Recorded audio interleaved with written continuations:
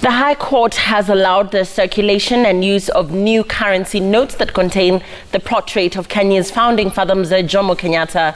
Judges Kanyi, Kimondo and Asenath, Ongeri ruled that the use of Mzee Kenyatta's portrait in the notes was in order since his statue was part of the iconic Kenyatta International Convention Center.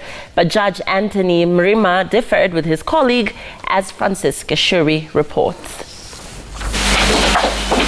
48 hours to the lapse of a 4-month timeline within which Kenyans were to surrender all old 1,000 shillings currency notes and acquire the new generation legal tender, the High Court has okayed the use and circulation of the new notes, dismissing a consolidated petition filed by famous litigation activist Okia Omtata and Yala lawmaker Simon Mbogwa. The majority judgment is that the two consolidated petitions are devoid of any merit and are hereby dismissed in their entirety.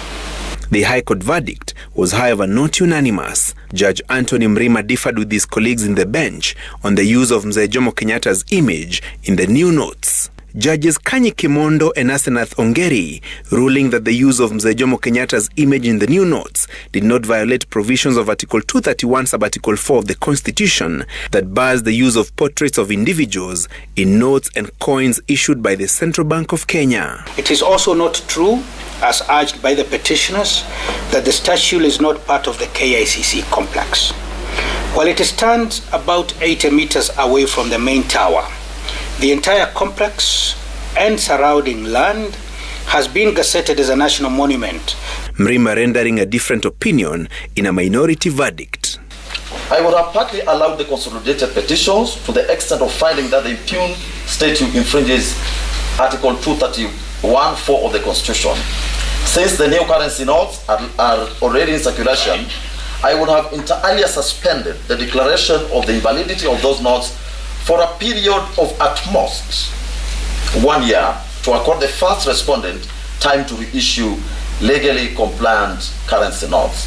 The judges also dismissed claims of inadequate public participation before Central Bank Governor Dr. Patrick Njoroge unveiled the new notes on Madaraka Day this year.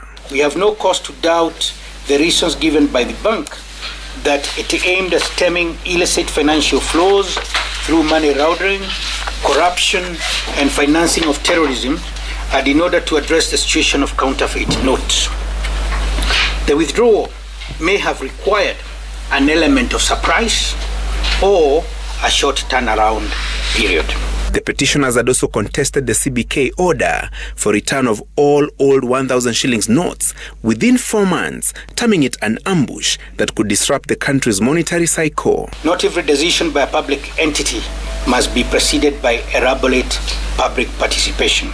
In a large economy like India, the period to exchange the demonetized rupees was a mere 60 days. We thus find that the period of 4 months in Kenya was reasonable.